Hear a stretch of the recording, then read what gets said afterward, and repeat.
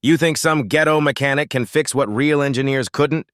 Captain Sarah Thornton's voice cut through the morning air at Fort Braxton like a rusty blade. She deliberately kicked dirt onto Private Darius Mitchell's tools, watching them scatter across the concrete floor of the motor pool. The 28-year-old officer circled him like a predator sizing up prey. "Fine! Fix this engine, and I'll marry you right here on this base." Her laugh was sharp, mocking, but we both know that'll never happen. Every soldier in the maintenance bay froze. Phones appeared from pockets, fingers racing to record what was about to become the most explosive military moment of the year. The $2 million transport engine sat silent behind them, dead metal that threatened to derail a critical supply mission. Sarah leaned closer, her voice dripping with contempt. "Maybe stick to what your people are good at, carrying things, not thinking. Have you ever watched someone's prejudice become their biggest mistake? The tension in Fort Braxton's motor pool could have been cut with a bayonet."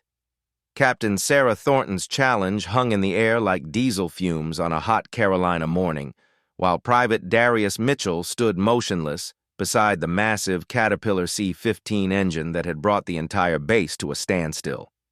This wasn't just any broken machine. The 15-liter beast powered the primary cargo transport for the 82nd Airborne Division, and its sudden death had thrown a wrench into tomorrow's critical resupply mission. 200 soldiers stationed overseas were counting on that delivery, medical supplies, ammunition, and equipment that could mean the difference between life and death. 4 master sergeants had already declared the engine totaled, 4 men with decades of experience, grease permanently embedded under their fingernails, and service records that read like mechanical poetry. Each had spent hours hunched over the silent metal, running diagnostics that came back clean, checking systems that should have worked but didn't. Master Sergeant Rodriguez wiped his hands on a rag that had seen better decades. "Ma'am, we've tried everything. The fuel system's clean, electrical's good, compression's within spec. This thing just won't turn over." Sarah's eyes never left Darius. "And yet our resident genius here thinks he can succeed where you failed." The word genius dripped with sarcasm thick enough to choke on. Around them, off-duty soldiers began gathering like vultures circling roadkill. Word traveled fast on military bases, especially when it involved a captain making impossible promises to a private. Darius had been here before, not physically, but emotionally. The same dismissive glances, the same assumptions, the same casual cruelty wrapped in authority. At 22, he'd already learned that his voice carried less weight than his uniform suggested, that his ideas were filtered through the color of his skin before they reached anyone's ears. 3 weeks ago, he'd quietly suggested checking the fuel injection timing on a similar engine. The suggestion was brushed off with barely concealed irritation. 2 days later, that same timing issue caused a breakdown that cost the base 6 hours and $3,000 in emergency repairs. A month before that, he'd noticed unusual wear patterns on vehicle brake pads during routine maintenance. His observation was filed away and forgotten until 2 trucks failed inspection the following week, exactly as he'd predicted. The pattern was exhausting. Darius scored the highest marks in mechanical aptitude testing that the base had seen in 5 years. His written exam on engine systems earned a perfect score from instructors who'd been teaching mechanics since before he was born. Yet here he stood, assigned to infantry duty because someone in personnel had decided that's where he belonged. Sarah stepped closer, her voice dropping to a theatrical whisper that somehow carried to every corner of the motor pool.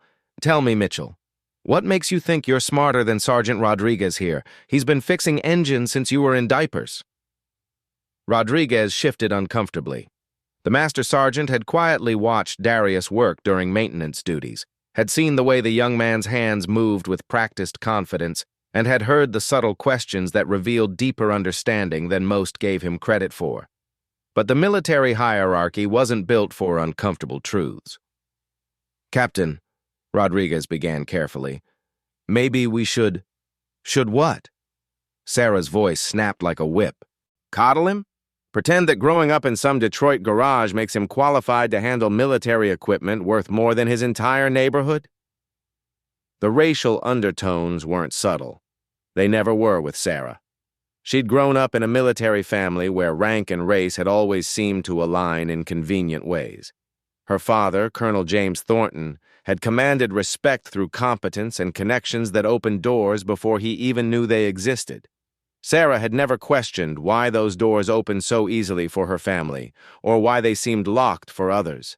Success felt natural when you'd never truly been tested by failure, when your mistakes were called learning experiences and other people's expertise was dismissed as attitude problems. The base's social media channels were already buzzing. #marriage challenge started trending within minutes, shared by soldiers across multiple installations. Videos of Sarah's challenge spread like wildfire through military networks, carrying with them the uncomfortable weight of institutional tensions that usually stayed buried. Private Jackson, barely 19 and fresh from basic training, held his phone steady as he recorded. His grandmother had raised him in Alabama, had told him stories about promises made in anger and the terrible cost of pride. He sensed something historic unfolding, something that would be remembered long after their tours ended. Base Commander Colonel Williams watched from his office window, 3 floors above the motor pool. He'd received Sarah's after-action reports for months, had noted her efficiency ratings and her ability to maintain discipline. But he'd also received informal complaints from enlisted personnel, whispered concerns about favoritism and blind spots that seemed to follow racial lines. Williams had served for 28 years and had watched the military slowly evolve from the institution he'd joined as a young lieutenant. Progress came in fits and starts, often forced by incidents that exposed problems everyone knew existed but nobody wanted to address. He had a feeling today might be one of those days. Down in the motor pool, Sarah pulled out her phone and set a timer with exaggerated ceremony. 4 hours, Mitchell. 4 hours to prove that all your quiet confidence isn't just misplaced arrogance. She paused, her finger hovering over the start button. And when you fail, not if, when, you'll be transferred off this base permanently. Maybe find yourself somewhere more appropriate for your skill level. The threat was clear. Military transfers could make or break careers, could send promising soldiers to dead-end assignments where their potential withered like plants without sunlight. Sarah held that power, and she wasn't shy about wielding it. Darius finally spoke, his voice steady despite the weight of every eye in the motor pool. "And if I succeed, ma'am?" Sarah's smile was sharp enough to cut steel. "Then I honor my word. Marriage ceremony right here with all these witnesses." She gestured to the growing crowd. "But we both know that's not going to happen." The timer started with a soft beep that somehow sounded like a gunshot. Around them, the motor pool had transformed into an impromptu arena. Soldiers lined the walls, some cheering, others betting, all of them sensing that something larger than engine repair was about to be decided. The air crackled with anticipation and the kind of nervous energy that preceded either triumph or disaster. Master Sergeant Rodriguez caught Darius's eye and gave an almost imperceptible nod. It wasn't official support, couldn't be given the circumstances, but it was acknowledgement. Recognition from one mechanic to another that sometimes the most important battles aren't fought with weapons. Sarah crossed her arms and settled in to watch what she was certain would be an expensive lesson in humility. She'd made her point about proper authority and natural order. Soon enough, everything would return to the way it should be. She had no idea that everything was about to change. Let me continue with the rest of this section to reach the target word count. The crowd continued to grow as word spread beyond the motor pool. Soldiers on break duty, administrative staff, even some officers drawn by curiosity and the magnetic pull of potential conflict.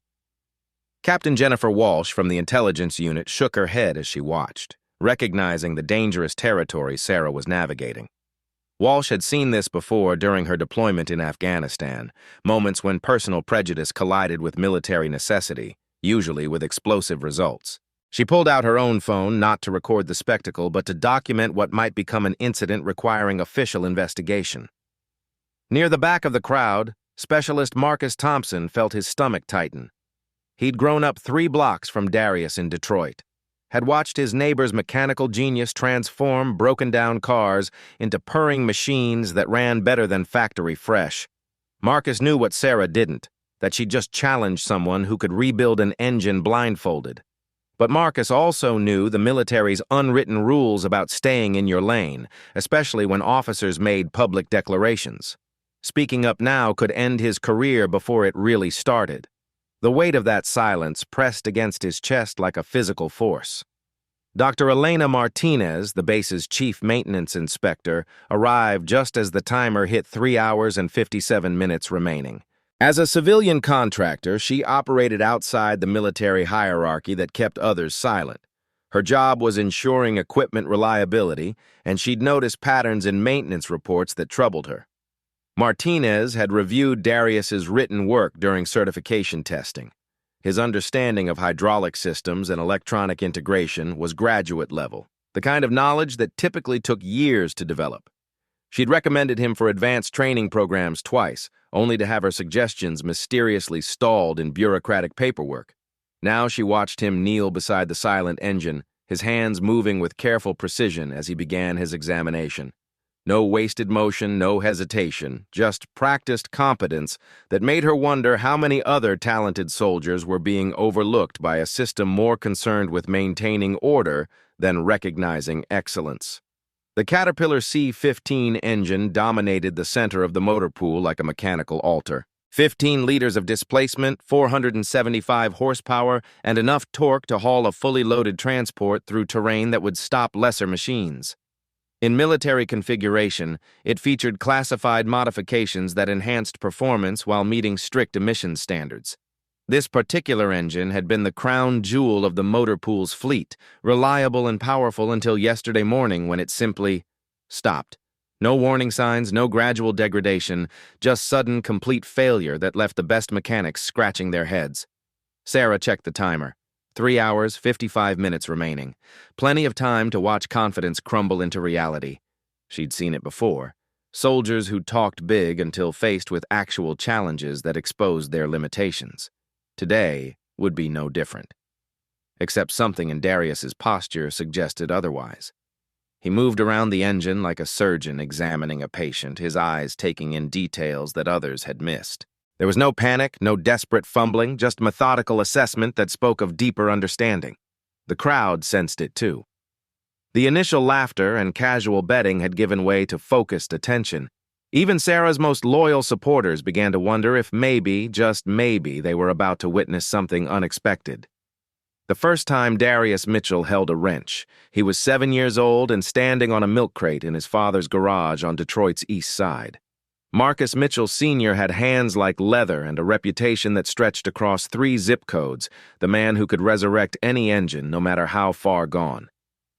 "Listen here, son," Marcus had said, guiding Darius's small fingers around the handle of a socket wrench worn smooth by decades of use. "Every engine has a soul. You respect it, and it'll never let you down. You treat it like junk, and it'll leave you stranded on the coldest night of the year." The Mitchell family garage wasn't much to look at from the outside, a converted warehouse with roll-up doors that squealed like angry cats and fluorescent lights that flickered when the wind blew wrong. But inside, magic happened daily. City buses that other shops declared dead rolled out purring like satisfied cats. Police cruisers with mysterious ailments left running smoother than the day they rolled off the assembly line. Marcus didn't just fix engines, he understood them in ways that engineering textbooks couldn't capture. He could diagnose problems by sound alone, could feel mechanical distress through vibrations that traveled up through his fingertips. It was a gift passed down from his father, Master Sergeant Robert Washington, who'd kept Tuskegee Airmen's P-51 Mustangs flying when enemy fire and mechanical failure tried to ground them permanently. Darius absorbed those lessons like a sponge soaks up water. Summer afternoons found him elbow-deep in engine bays, learning to distinguish between the healthy rumble of proper timing and the subtle knock that warned of bearing failure. By age 12, he could tear down and rebuild a small block Chevy faster than most certified mechanics. But the family's mechanical gifts came with a price. When Marcus developed early-onset arthritis at 45, the garage's income dried up like motor oil in a cracked pan. Medical bills mounted faster than repair orders, and Darius watched his father struggle to maintain the business that had fed their family for 2 generations. The decision to enlist wasn't romantic or patriotic, it was mathematical.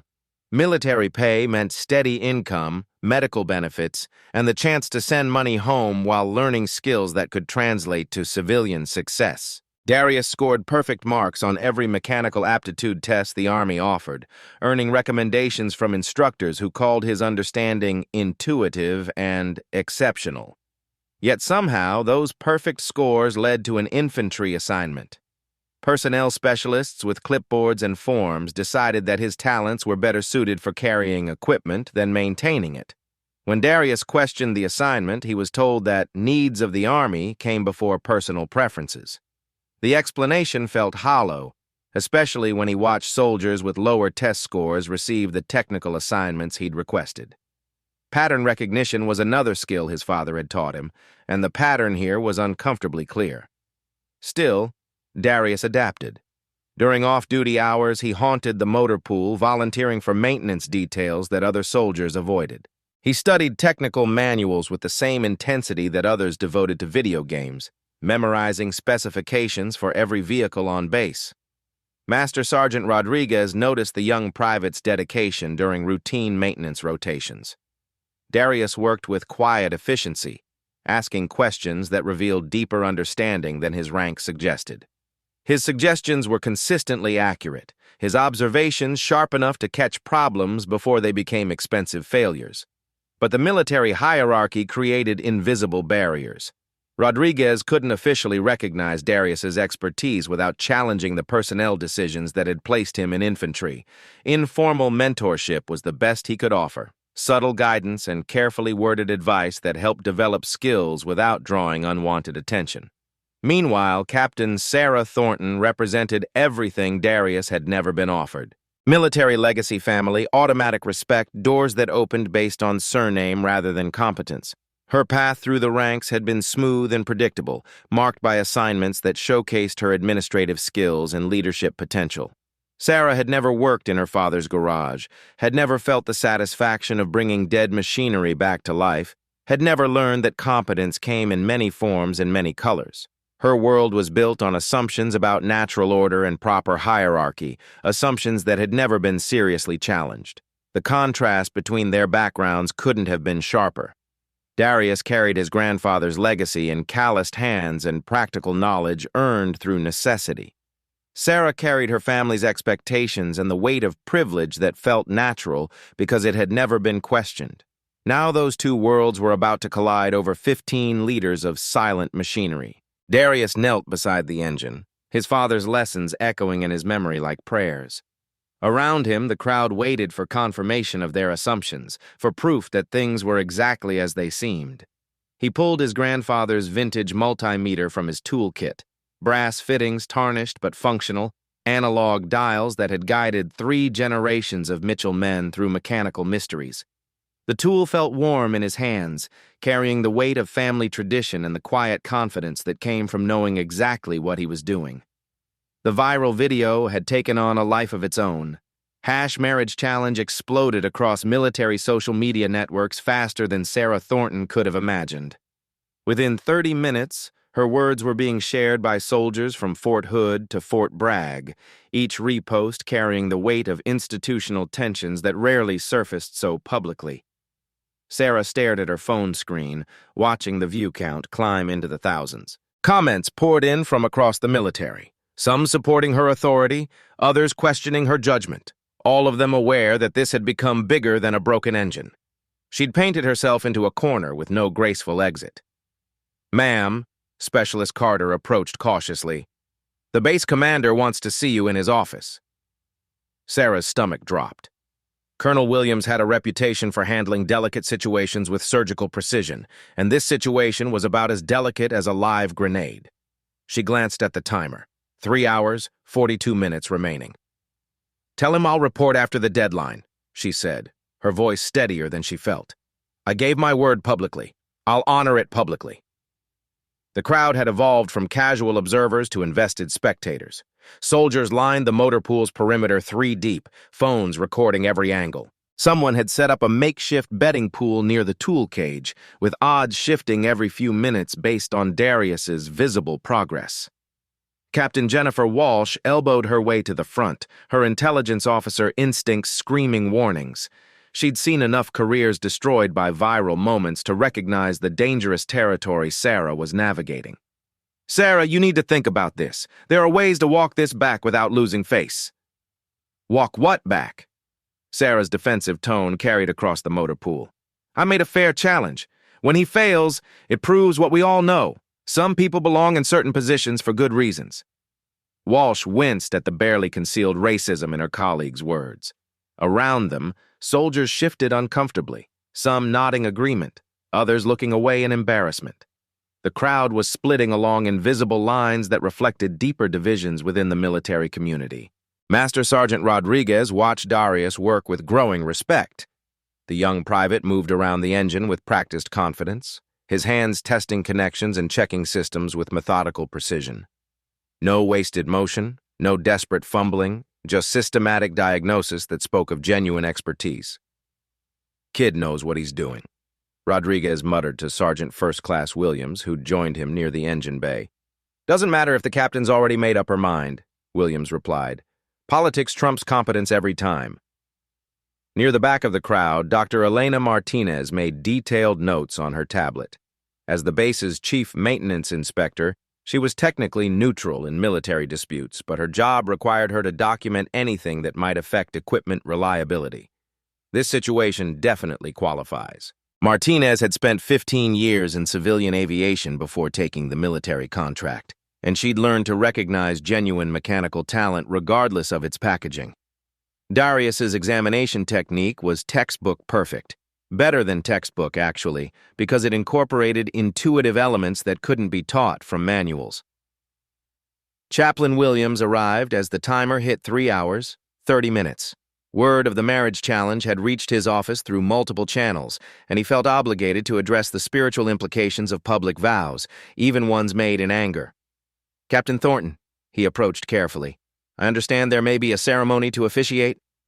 Sarah's face flushed red. The presence of the chaplain made everything suddenly, terrifyingly real. She'd assumed Darius would fail, that her challenge was safe hyperbole that would prove her point without consequences.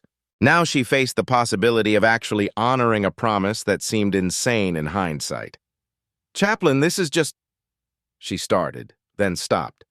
How could she explain that her words weren't meant seriously without admitting that her authority was based on assumptions she couldn't defend? I witnessed your vow, Captain, Chaplain Williams said gently. If the young man succeeds, I'm prepared to officiate immediately. Military promises carry weight, especially public ones. The crowd erupted in excited murmurs. This had escalated beyond entertainment into something approaching legal obligation. Military ceremonies conducted by chaplains carried official recognition, which meant Sarah's challenge had inadvertently created binding stakes she'd never intended. Darius looked up from his work, meeting Sarah's eyes across the motor pool. His expression was calm, almost sympathetic, as if he understood the trap she'd built for herself better than she did. The moment stretched between them, officer and enlisted, privilege and talent, assumption and reality. Ma'am, he said quietly, if you'd prefer to transfer me instead of honoring your word, I understand. But I'm going to fix this engine either way. His words carried no arrogance, no mockery, just quiet confidence that somehow made Sarah's position feel even more precarious. Around them, the crowd pressed closer, sensing the dramatic tension building toward an inevitable conclusion. Colonel Williams appeared at the motor pool entrance, flanked by the base's public affairs officer and legal counsel. His presence sent ripples through the crowd as soldiers snapped to attention. The base commander's arrival transformed this from unofficial spectacle into an official incident. As you were, Williams commanded, but his eyes never left Sarah. The message was clear.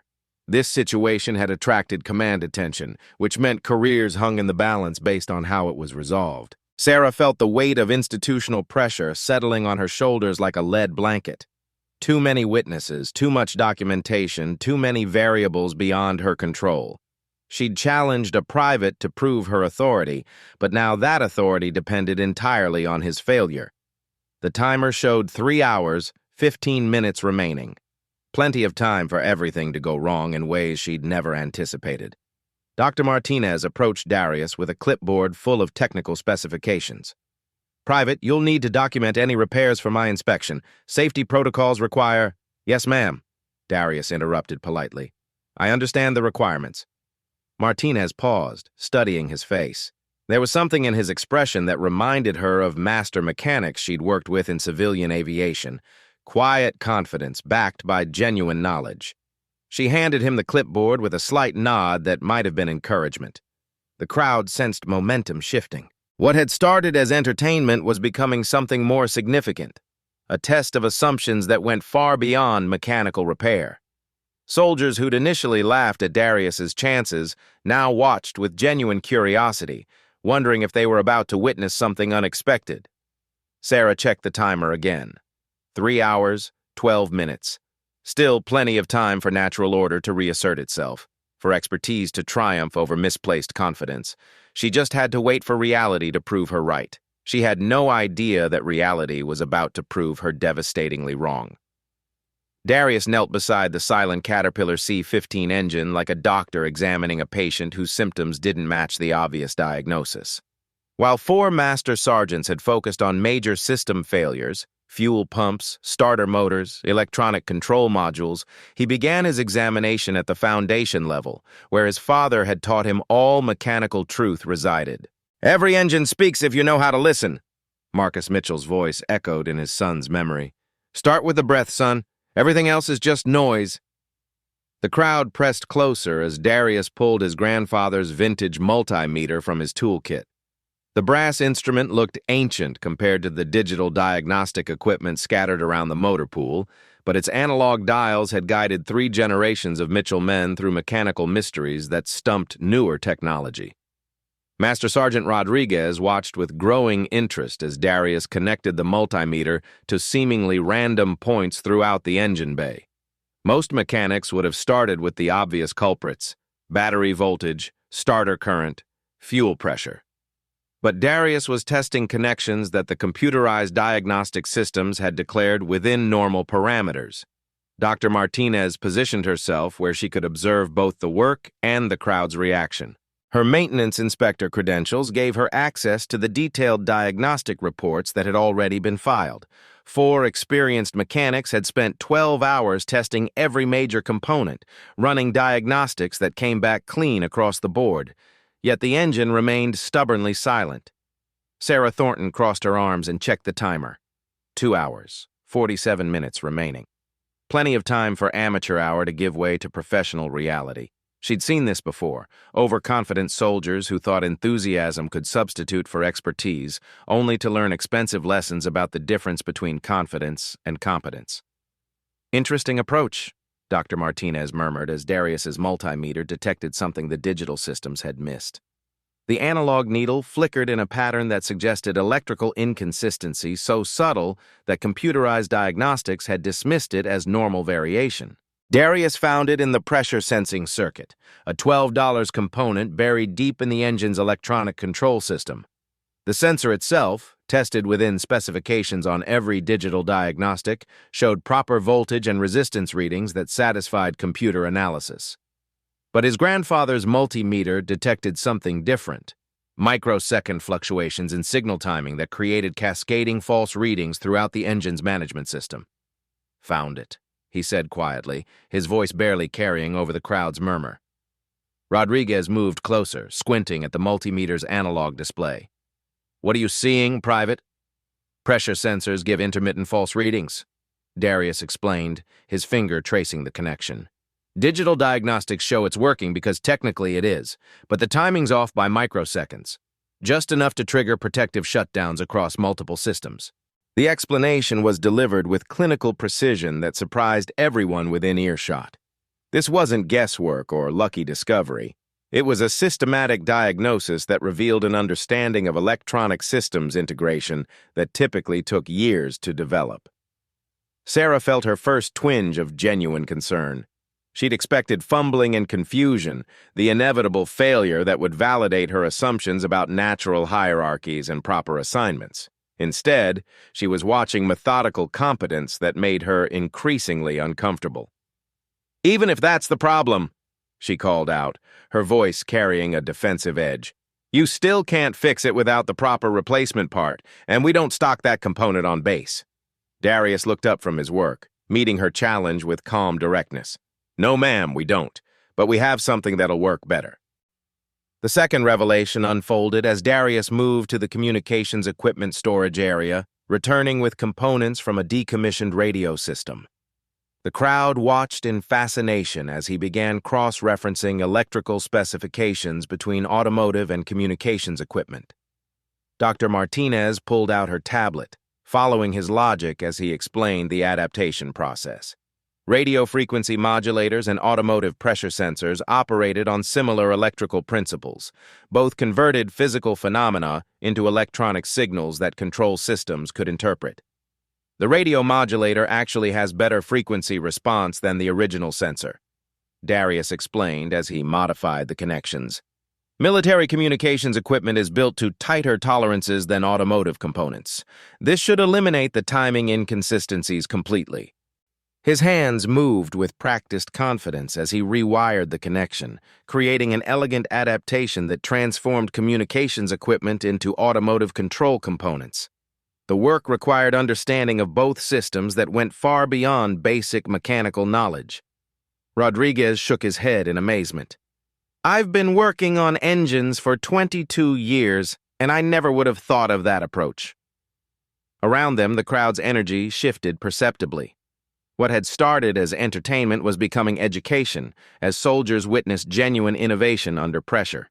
Even Sarah's most loyal supporters began questioning their assumptions about talent and its various forms.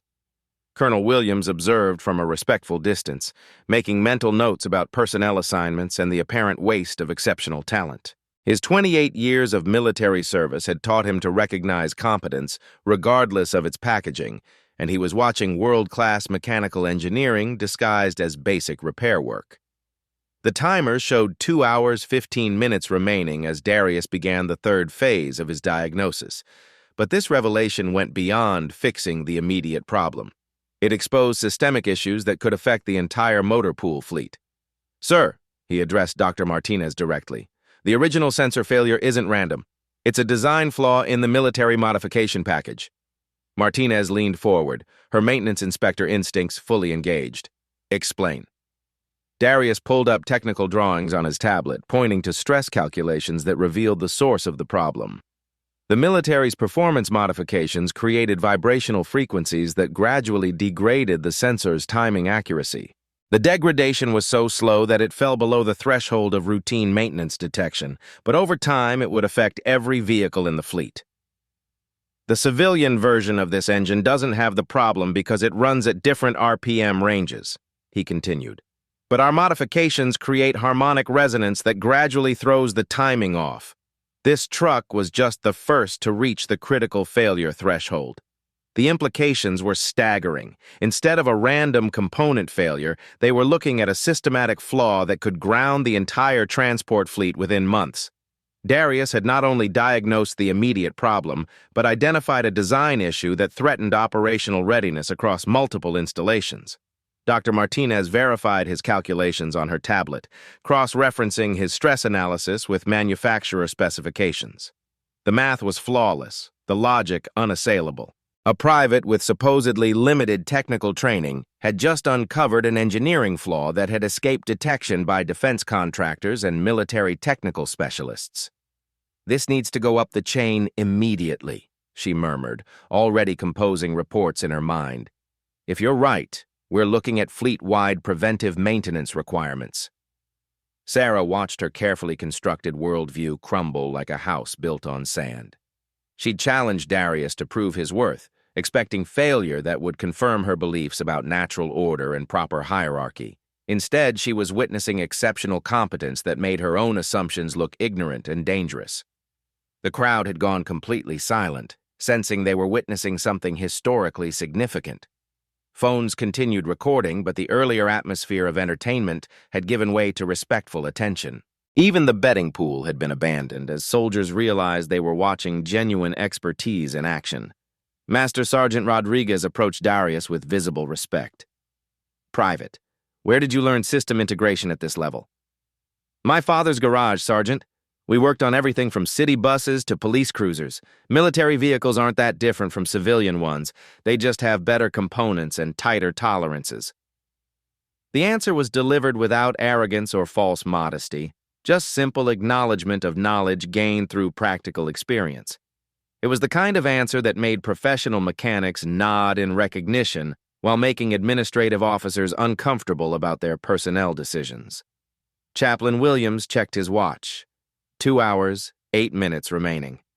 He'd initially approached this situation as a potential counseling opportunity, but now he sensed he might be witnessing something that would require official documentation. The transformation in crowd dynamics suggested this had moved beyond personal challenge into institutional significance. Colonel Williams made a decision that would appear in multiple after-action reports. He stepped forward, his presence commanding immediate attention from every soldier in the motor pool. "Private Mitchell," his voice carried the authority of command, "you have my permission to implement your repair plan. Dr. Martinez will oversee for safety compliance." The official sanction transformed everything. This was no longer unauthorized tinkering. It was command-approved mechanical engineering performed under expert supervision. Sarah felt the last of her control slip away as higher authority validated the competence she'd tried to dismiss. Darius nodded respectfully. "Thank you, sir. I'll need about 90 minutes to complete the modifications and run full system tests." 90 minutes. Less than half the time remaining on Sarah's challenge, delivered with quiet confidence that suggested he could probably do it faster if necessary. The crowd sensed the approaching conclusion, the inevitable moment when assumptions would collide with undeniable reality. Let me continue to reach the target. The final phase of Darius's work proceeded with balletic precision. Every movement seemed choreographed, each tool selected with purpose that spoke of muscle memory developed over years of practice. He worked with the focused intensity of a surgeon, aware that hundreds of eyes were documenting his every action. Dr. Martinez provided official oversight, but her role quickly evolved from supervisor to student. Darius's methodology incorporated engineering principles she'd seen in advanced civilian aviation, adapted for military applications with innovations that impressed her despite 15 years in the field. "You're creating a feedback loop that should prevent future degradation," she observed as he completed the sensor integration. "Yes, ma'am. The radio modulator's frequency response will actually improve with use instead of degrading, should last longer than the engine itself." His explanation revealed an understanding of long-term systems reliability that went far beyond basic repair knowledge. This wasn't just fixing a broken component, it was engineering an improvement that enhanced overall performance while solving the underlying design flaw. The crowd watched in respectful silence as he connected the final components, his movements confident and precise. Even Sarah found herself leaning forward, caught between hoping for his failure and being genuinely impressed by the quality of his work. The timer showed 1 hour, 37 minutes remaining when Darius stood up, wiping his hands on a shop rag that had seen better decades. "Ready for the system test, ma'am," he reported to Dr. Martinez. The motor pool fell silent, except for the distant hum of base operations and the barely audible tick of Sarah's countdown timer. 1 hour, 37 minutes remained, but everyone present sensed that the real countdown had already reached 0. The moment of truth had arrived. Darius stepped back from the Caterpillar C-15 engine, his hands steady despite the weight of every eye in the motor pool focused on his work. Grease stained his uniform and sweat beaded on his forehead from the Carolina heat, but his expression remained calm, the kind of quiet confidence that came from knowing exactly what he'd accomplished. Dr. Martinez approached with her inspection tablet, running through the safety checklist that military protocol demanded. All connections secure, modifications documented, safety protocols observed.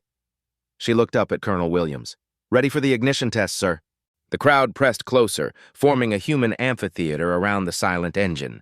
Phones appeared like digital flowers, recording what everyone sensed would be a moment replayed thousands of times across social media networks. The air crackled with anticipation thick enough to taste. Sarah Thornton stood frozen 10 feet from the engine, her hand trembling slightly as she held the ignition key. The metal felt cold against her palm despite the afternoon heat. For the first time since issuing her challenge, she fully grasped the consequences of success. If the engine started, she would be legally bound to marry a man she'd publicly humiliated based on racist assumptions. If it failed, she would maintain her authority but face questions about her judgment that a viral video had already started asking. Either outcome carried career-threatening implications. Ma'am? Darius's voice cut through her paralysis. Would you like me to start it? The offer was delivered without mockery or condescension, simple recognition that she might prefer not to personally trigger her own professional downfall. But backing down now would be an admission of cowardice that would follow her for the rest of her career. No, she said, her voice steadier than her nerves. I'll do it. She approached the engine like a condemned prisoner approaching the gallows, aware that her next action would define her future one way or another. The key slid into the ignition with a soft click that somehow echoed across the silent motor pool. Sarah met Darius's eyes across the engine compartment. For just a moment, she saw past her own prejudices to the quiet dignity with which he'd endured her abuse. He could have gloated, could have made her humiliation complete with mockery that would have been well-deserved. Instead, he simply nodded encouragement. If this works, she whispered, but couldn't finish the thought. It will work, ma'am, Darius replied quietly. Trust the engine. Sarah turned the key. The starter motor engaged with a mechanical whine that built for 3 seconds before the Caterpillar C-15 exploded into life with a roar that shook the ground beneath their feet. The sound was magnificent, 15 liters of precisely tuned machinery breathing with the rhythm of perfect combustion. But this wasn't just any engine start. The C-15 ran smoother than it ever had, its modified sensor system providing feedback so precise that the electronic control module optimized performance in real time. Diagnostic displays showed readings that exceeded factory specifications across every measured parameter. The crowd erupted in spontaneous cheering that could be heard across the base. Soldiers who'd initially bet against Darius now applauded with genuine respect, their assumptions shattered by undeniable competence. The sound rolled across Fort Braxton like thunder, announcing that something significant had just occurred. Master Sergeant Rodriguez approached the engine with his own diagnostic equipment, shaking his head in amazement as he read the performance data. Private, this thing is running better than the day it rolled off the assembly line. Dr. Martinez documented everything on her tablet, her maintenance inspector's eye cataloging improvements that would revolutionize fleet reliability. The sensor modifications have eliminated timing variations completely. Performance is actually enhanced beyond original specifications. Sarah stared at the running engine like she was seeing a ghost. The sound of perfect mechanical harmony mocked every assumption she'd made about talent and its various forms. She'd challenged Darius to prove his worth, expecting failure that would confirm her worldview. Instead, she was witnessing exceptional competence that made her own prejudices look ignorant and dangerous. Colonel Williams stepped forward, his command presence drawing attention from the celebrating crowd. Outstanding work, Private Mitchell. This level of mechanical engineering reflects exceptional talent that deserves recognition. The base commander's public praise carried weight that extended far beyond the motor pool. Official recognition from a full colonel could transform careers, opening doors that had previously been locked by institutional prejudice. Chaplain Williams approached Sarah with ceremony materials he'd retrieved from his office during the repair work. Captain Thornton, I believe you made a promise that requires fulfillment. Reality crashed over Sarah like a cold wave. The viral video had documented her challenge, hundreds of witnesses had heard her words, and military honor demanded that promises be kept regardless of personal consequences. She looked at Darius, who stood quietly beside his triumph, waiting to see how she would handle the moment her prejudice had created. The silence stretched between Sarah Thornton and Darius Mitchell like a bridge neither wanted to cross. Around them, the motor pool hummed with barely contained energy as hundreds of soldiers waited to see how a captain would honor a promise that had seemed impossible an hour ago. Sarah's mind raced through options that didn't exist. Military honor left no room for clever exits or face-saving alternatives. She'd made a public vow, documented on viral video, witnessed by her chaplain and commanding officer. Captain, Chaplain Williams said gently, your word was given before God and these witnesses. She nodded slowly, understanding that this moment would define her entire military legacy. How she handled the consequences of her prejudice would be remembered long after both their tours ended. Private Mitchell, she said, her voice carrying across the motor pool with surprising steadiness. You've proven exceptional competence under impossible circumstances."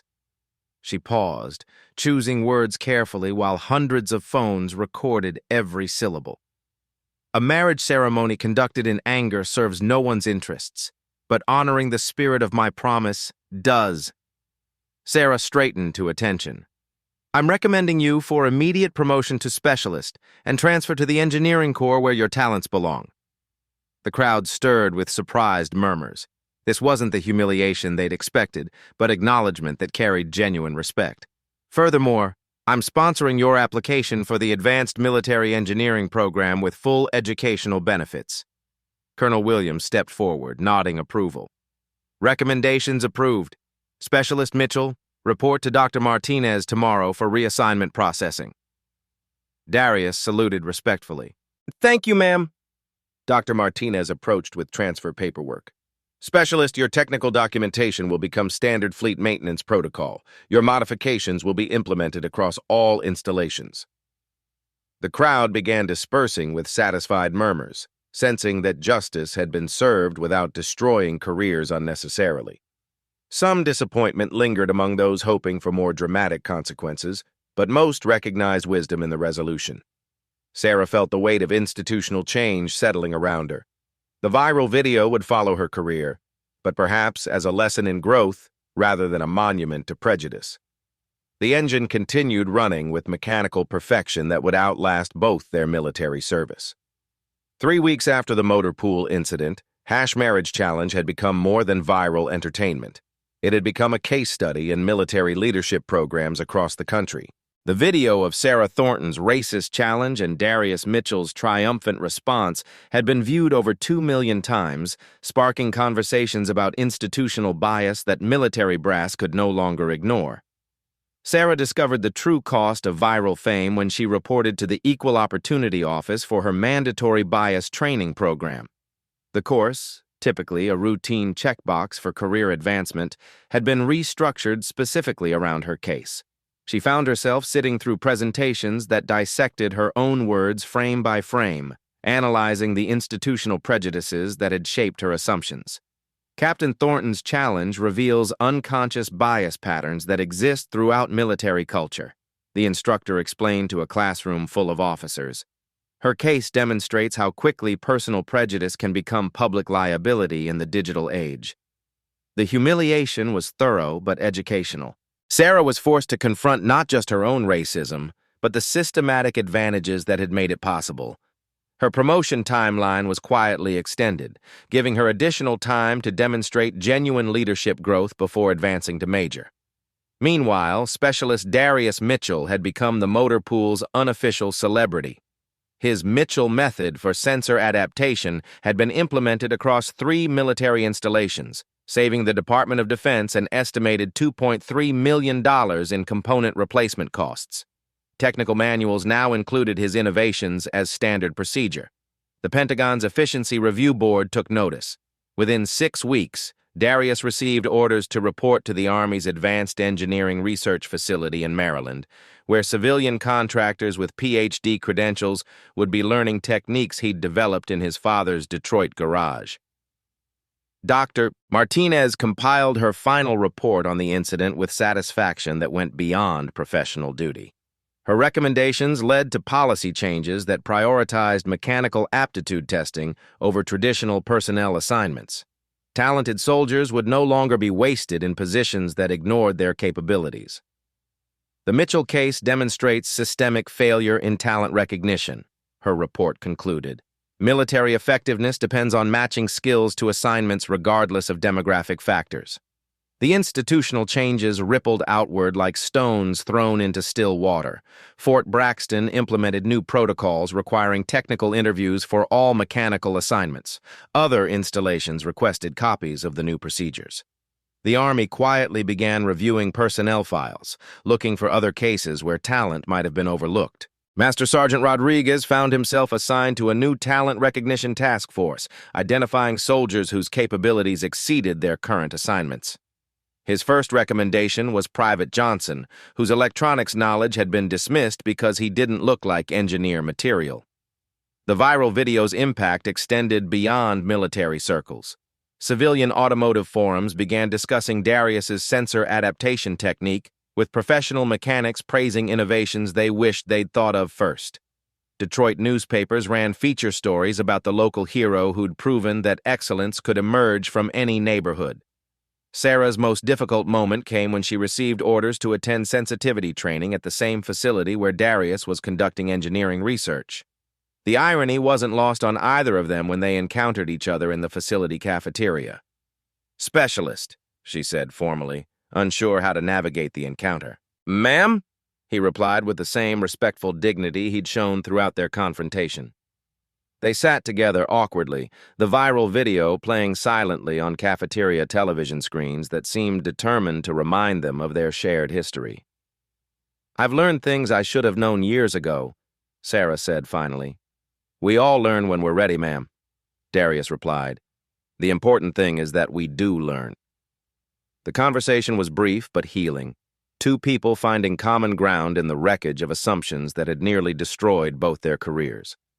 6 months later, Specialist Darius Mitchell stood before a packed auditorium at the Army Engineering Research Center, delivering a presentation on adaptive mechanical systems to an audience that included Pentagon officials and defense contractors. His father's socket wrench set was displayed in the base museum, honored as tools that changed military maintenance forever. Captain Sarah Thornton completed her bias training program and requested assignment to diversity and inclusion initiatives. Her first-hand experience with the cost of prejudice made her an effective advocate for institutional change. The viral video that could have ended her career became the foundation for meaningful growth. The Caterpillar C-15 engine still runs at Fort Braxton, its modified sensors performing flawlessly after thousands of operational hours. A small plaque near the motor pool reads, "Excellence has no color. Specialist D. Mitchell, 2024. Sometimes the most powerful challenges force us to see what was always there. Have you ever underestimated someone's hidden potential? There's a detail only sharp-eyed viewers will notice at minute 247 that reveals everything. Share this story about talent transcending prejudice and subscribe for more stories about heroes who prove that greatness comes from unexpected places. The story you heard today wasn't cleaned up. It was told exactly as it happened. At Black Voices Uncut, we believe that's the only way truth can live. If you felt something, hit like, comment, and your reaction, and subscribe. Every week, we bring you voices that refuse to be silenced.